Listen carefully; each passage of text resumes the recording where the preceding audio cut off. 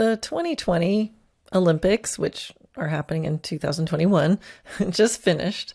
So I thought I would muse about my thoughts around competition and what quality is most needed in equestrian sports in order for us to have a future on the main stage. So here we go. Episode 54, Relationship in Competition.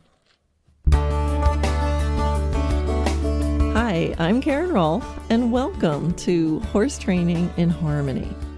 This podcast is about you making progress with your horse in a way that you both can love. It's about learning how to move and be in harmony. Because yes, you really can develop a horse to be both athletic and happy.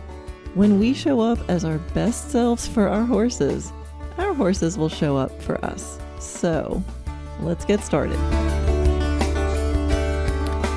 So with the Olympics wrapping up, this whole past month or so, there's been so much talk about competition in general, and especially in equestrian competition. Because it always comes up about, is it even ethical to do competition with horses? I think it's a really valid thing to talk about, but I think I'll just start this episode by saying I do believe that it's possible to compete with horses and have it be really fine. As with most things in life, and especially with horses, it comes down to how it's done more than whether it should be done, in my opinion. And so much depends on the human in that moment and their state of mind. And this is why, quickly, when we talk about anything with horses, for me, it always comes back to this idea that horsemanship and personal development are inseparable. Now, this comes up with other sports too, not involving horses, right? There's a whole sports psychology, and we have to know ourselves and do the inner work. But I think with horses and with any animal, the responsibility is multiplied. Because we not only have to be thinking about ourselves, but we have to be thinking about this other sentient being that we are bringing along for the ride, literally, with horses. And the horse does not get a whole lot of say in the matter. Now, this Olympics, as with any sporting event with horses, often there are unfortunate events, and those get a big spotlight. Probably as they should, because it's important for what I just said. Our responsibility is higher. So some things that stood out this year in this Olympics is a Swiss event rider's horse had to be euthanized on the cross-country course because of an injury sustained on that course. An Australian dressage rider's horse got scared in the competition arena and just started rearing. There was an Irish jumping horse on the Irish jumping team who suffered a nosebleed at the end of his round. And the horse was gray, so it made this really disturbing visual, right? So even though the horse was fine and epistaxis is not a means for disqualification, it's still, the picture of a gray horse in competition with just blood running all down its nose and chest. And then there was the issue of the pentathlon competitor's horse, or I should say the horse that the pentathlon competitor was riding, who refused to jump any jumps. And I'll go into that a little bit more in a moment. So of course, these are things that get people's attention. These are the things that get shown on social media, and there is outrage. And, it's certainly, needs to be looked at and see how could we do this better? Are the horses okay? Is anybody being abused, right? Is there a welfare issue? And we have to also be concerned about the appearances, right? So I think equestrian sports are in danger in these times. I mean, we really have to be careful. The welfare of animals, as it should be, is a higher and higher priority these days, and we have to be really careful. And this is where I think there are so many riders doing the right thing and doing the best for their horses and taking the amazing care of them and making all the right decisions. But it's enough of these other moments to the uneducated public that can really do damage. So we have to be vigilant, and we have to, I think, in the horse world, make sure that we are not going over the top and misplacing our outrage in the wrong, misplacing, putting our outrage in the wrong places, because we're only going to bring our sport down together quicker. And maybe some of you listening are like, yes, we should ban all competition. But I really don't think competition needs to be any different than any other day riding or having a session with our horse. The difference is how we as the human handle that pressure situation. Because really, it's just riding your horse on dirt, and then riding your horse on fancier dirt, and then riding your horse on even fancier dirt with more expensive stuff around it in the background. That really is the only difference between riding at home and riding in competition. Everything else is invented. The horse can't tell the difference except for what we are doing with them. So that's why I think competition is not inherently bad, but we have to be super, super careful. I talked about the look of it, right? The look to the general public of putting a horse down in the middle of a competition. And, I saw the social media posts and the comments that imagine this rider. I mean, imagine you prepared well. You loved your horse. He was fit. He was healthy. He was sound. And because stuff happens, there was an injury. And not only did you have to put your partner down, but now you have the world going, leaving comments like you murdered your horse. So I just think in these moments we have to remember as horsemen that sometimes this stuff happens, and sometimes we can't prevent it, and sometimes euthanasia is the most kind thing we can do. And I'll be the first one to say I'm kind of breaking some of my rules by doing this episode, because I don't know all the details. I don't know that rider who had to put his horse down. I didn't do my own research to try to figure out if he was really fit or prepared. I don't know. And because I don't know, I'm going to give it the benefit of the doubt. So if I pile on and go, this is why competition is bad, people make bad decisions, when I don't know the facts, I'm only hurting my own sport.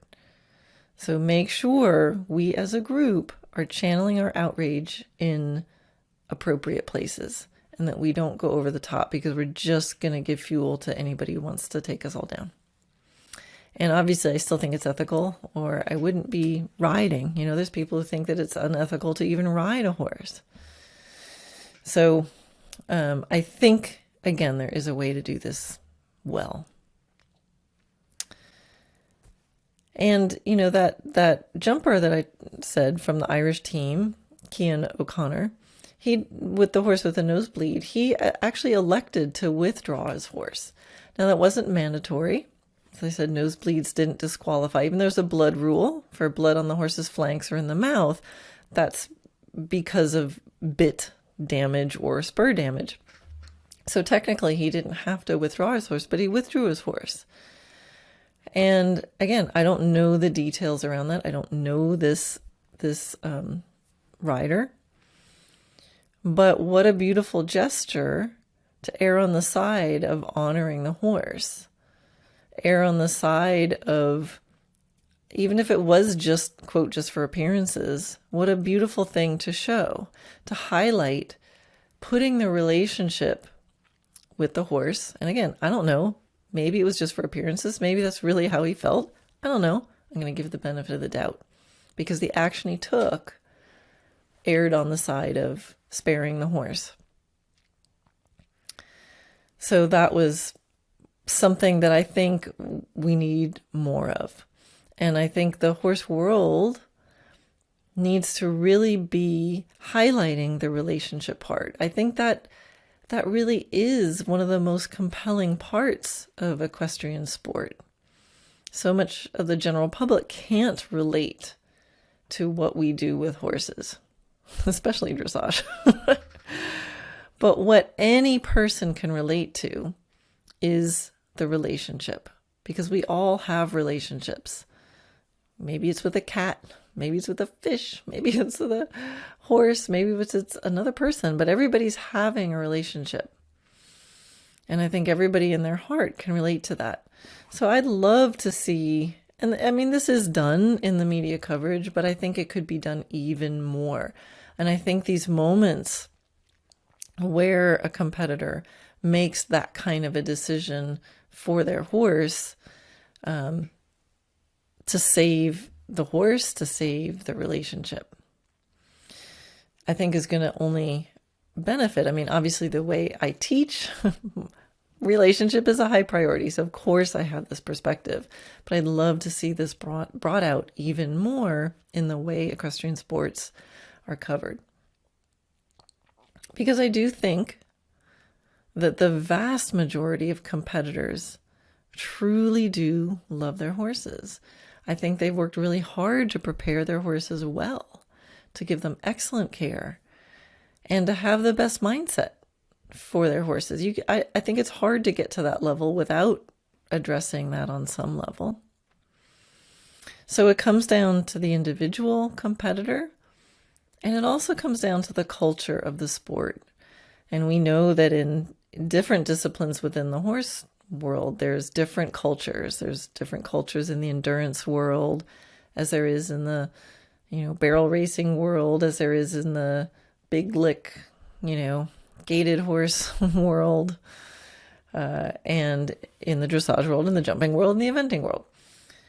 So I think we need to, as a culture of equestrians, have that relationship priority be something that's in common across all equestrian sports, that the relationship between the rider and their horse, the preparation that goes in, the communication that needs to be developed, the trust that needs to be developed, the character of the horse and how that matches and melds with the character of the rider.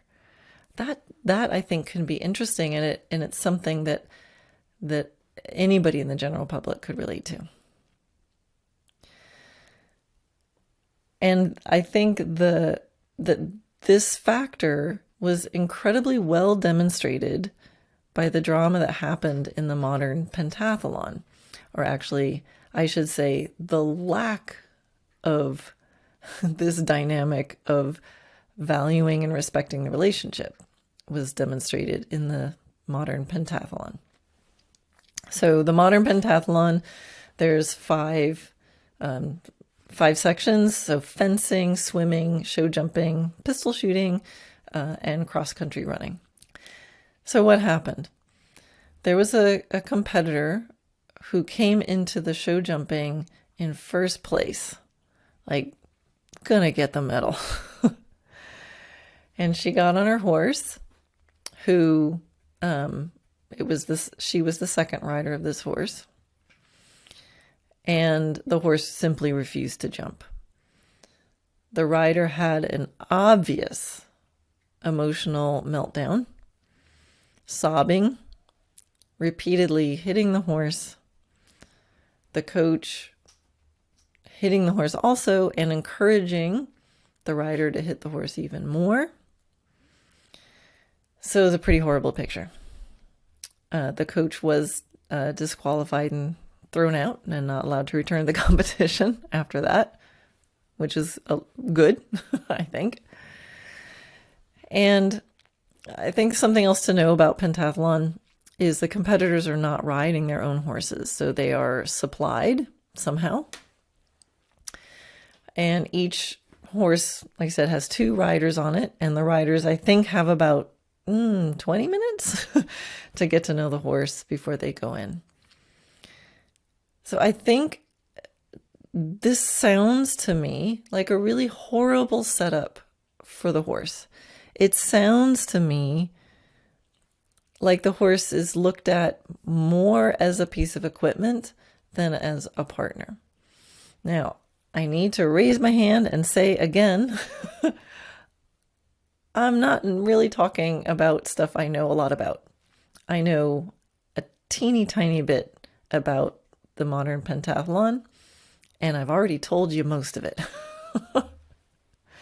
So I can only imagine that it must go fairly well, I suppose, at lower levels, local competitions, or they wouldn't be doing it, although I never underestimate the power of people to continue to do things that don't work for horses, even once it's clear that they're not working. But I think, this whole setup is it's almost seems purposely that they don't have a relationship with the horse. It seems like maybe that's the skill. Like, can you get on the beast and make the beast jump, even though he doesn't know you and you don't know him? There's very little preparation for the pair. I'm assuming someone's preparing the horse. I'm assuming the rider is practicing, but there's no preparation for that pair, seemingly on purpose, to make sure that that's the skill. Can you get on the beast and make the beast go? I don't think there's enough accounting for the horse's experience in this. And I'm wondering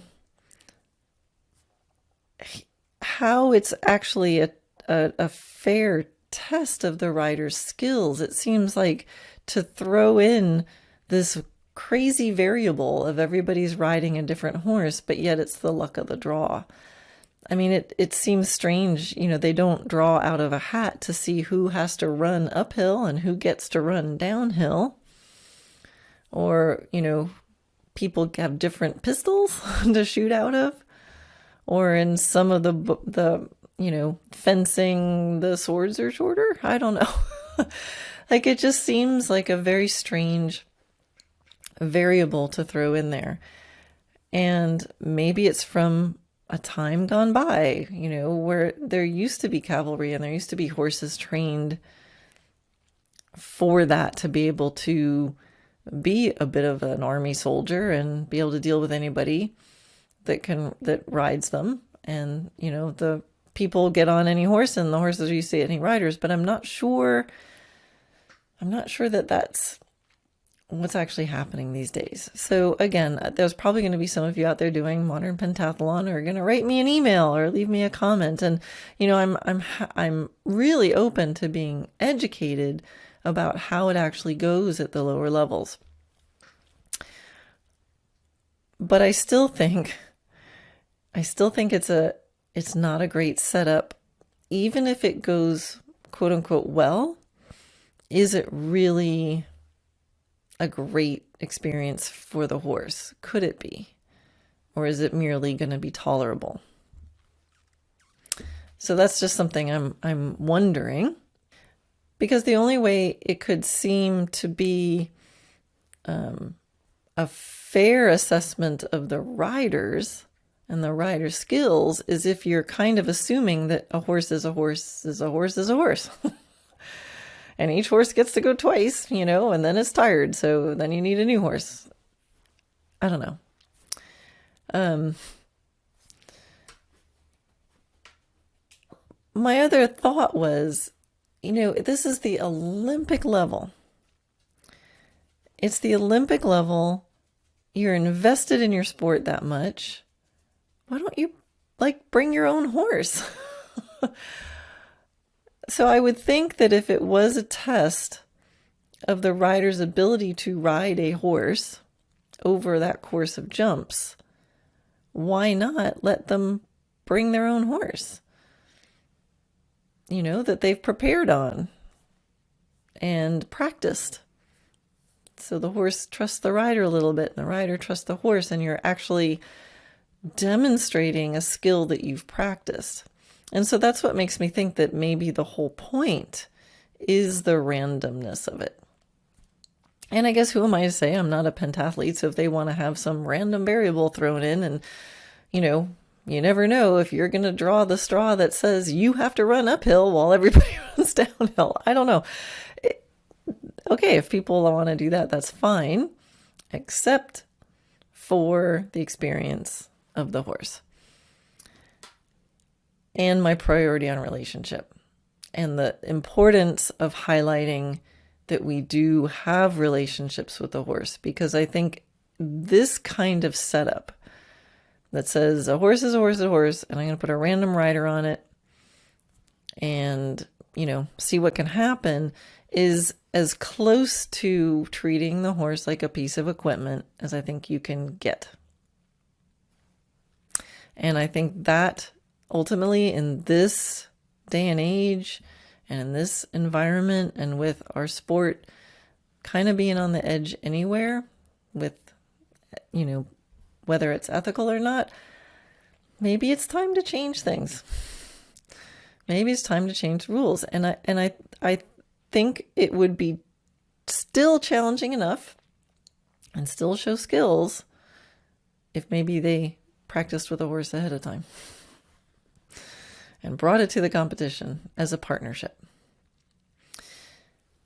In my blog and a podcast episode I've done called The Assumption of Obligingness, I talk about how, we kind of assume horses are, are beasts of burden. We've used them for years. We needed them for farms and for transportation. And we kind of get to assuming like they should just do stuff for us. And in that blog and podcast, I talk about, coming out every day with my horses and thinking, this is kind of a miracle that they let us do this at all.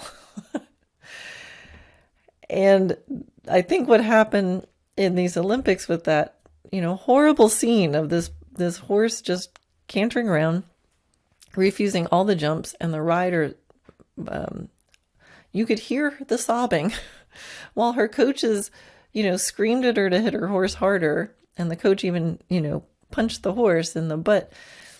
What a horrible thing. But it's a really great demonstration of how anytime a horse really doesn't want to do something, like, they're not going to do it. They are not going to do it. It's always by their grace that they do anything for us. And I think we need to remember that. So I think that was a really good reminder, because it's showing the power of relationship. So the setup was bad. I think the setup is bad, but these competitors also knew what they were getting into. This is the name of the game. They're going to draw a random horse and they're going to have to see if they can ride it. So bad luck for her, but that's the sport. She knows the sport. The horse she got was out of her control, but how she handled it was in her control. And I think she really demonstrated an Olympic level of lack of emotional fitness. And you know me, I'm very hesitant to, criticize someone where I'm not in their shoes. But if we even just look at the what is without judgment, that looked like someone losing their emotional fitness. And with horses and animals, we have a bigger responsibility. And this is not a dynamic that's just important in horse sports. I think we always have opportunities to practice minimizing ego. And where that's really hard is in competition. because so much of what we have to do to pump ourselves up, to get the courage, to get the energy, to get the confidence, right? To go out there and put yourself out there. You might think you need a lot of ego. And so how do you turn that off? How do you moderate it? How do you modulate it in different moments appropriately? And so think about, in this Olympics also, Simone Biles, the greatest gymnast in the world. That's what she's called. Going into these Olympics. And after a vault, she decided to pull out of the team event. Right? So greatest Olympics and gymnast in the world. And now she's dropping her team, as some people said. And some of you listening, some of you might have had some bad thoughts about Simone withdrawing, right? How could she let her team down like that after all that work? But this is the same ego decision points, right? So if you looked at Simone Biles and went, how could she let her team down? That's the same dynamic that if you're with a horse is going to end up hurting the horse. And so if you're someone out there who's outraged by some of the things that you see in the competition world, but then you are criticizing Simone Biles for withdrawing, I think it's time to sit down and go, because I think we as humans have to practice this dynamic of seeing the bigger picture, taking our ego out, looking at what is, and making appropriate decisions for health and welfare, for ourselves, for each other, and of course for our horses. So, look at the courage that took for her to do that with all eyes on her. And if you look back, there's plenty of instances of the culture of gymnastic pushing these young girls to perform through injuries and then ending up being injured for the rest of their lives. So I think Simone Biles really modeled an amazing thing for us. That's what we need to do for our horses, what she did for herself. Because I think really it was right for her. She thinks it was right for her, so I agree. If she thinks so, I think so. And because it's right for her, ultimately, it's the right thing for the team. Now, there was also a tennis player, Novak Djokovic, a male tennis player, who publicly chastised Simone Biles, telling her she had to, at this level, she better learn how to handle pressure. And then, 2 days later, he lost a match and had a complete tantrum on the field and threw his racket in the stands and broke another racket. So be careful where you place your outrage and look at yourself first, I say to Novak. So I was so happy to see Simone Biles also receiving a lot of praise, and likely those of you in my community were behind her and realized what kind of a role model she is. And she's a role model to others in any sport, but especially she is a model for the changing culture within gymnastics, where older, often men coaches, looking back, are handling these young girls and pushing them past their limits for medals. And isn't that so much like what happens with horses? So I thought Simone Biles was a beautiful example of stepping back, taking ego out, and having some really pretty impressive emotional fitness. So I think it always comes back to looking inwards. It always comes back to our personal development. And when we highlight relationship, what's our relationship with ourselves? right? What's our relationship with ourselves? Because we are the ones who make the decision. And if we're fighting with ourselves, we're not going to be able to make the right decision for anybody else, like our horse. So yeah, with horses, we need to be at our absolute best.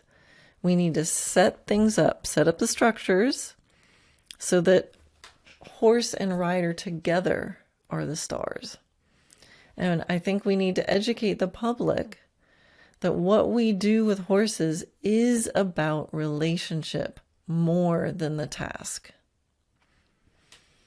Then it becomes compelling and it becomes beautiful. And then maybe we won't have to read maddening headlines, the headlines for this pentathlon debacle that said, stubborn horse costs, competitor the medal. Stubborn horse. No. What a shame. So what could that competitor have done? What could that pentathlete have done? Well, she could have given it a try. And then at some point, I'm sure she knew, not going to happen. She could have stopped. She could have shed a tear while dismounting, giving her horse a rub, loosening his girth, and realizing that's the nature of her sport. There's a luck of the draw. There's a randomness quality to this competition. She could have left the arena. And maybe she would have been the Simone Biles hero of the pentathlon, putting the horse's experience above her own. It's not going to change the outcome. And I'm sure at some point she knew it wasn't going to change the outcome. But I also wonder, in the spirit of giving the benefit of the doubt, I wonder if some of her tears, deep down, were because in her heart, she knew that it wasn't going to work. She knew that her horse didn't want to jump. She knew it was a bad experience for the horse. And her coaches are screaming at her to hit harder and hit better, or try better, hit harder, and keep going. Can you imagine? She didn't have that courage. She didn't have the relationship with herself, in any case, to stop and look at her coach and go, not going to happen. It's not the day. And she can cry and she can mourn for the loss. So I don't know. I don't know if she was crying and mad at her horse, or I don't know if she was crying because she was feeling the pressure and the conflict between what was in her heart and what the coaches were saying. I don't know. But it could be. And I hope that if that was it, that it changes her. Who knows? To compete at the highest levels takes a lot of mental and emotional and physical preparation. It takes a million decisions. It takes courage. And I think it can be done. I think it can be done really well. It's a matter of creating rules that have the best chance of setting everyone up for success, including and especially the horse. So you prepare well, and then you do your best to keep things in perspective. With ourselves, and when there's a horse involved, those responsibilities increase. So at the Olympics, I saw many beautiful rider and horse relationships on display. I saw many beautiful, inspiring performances. And I congratulate all the equestrians that prepared well, did their best, and returned home safely with healthy, happy horses that want to continue the relationship. That is an accomplishment to be proud of.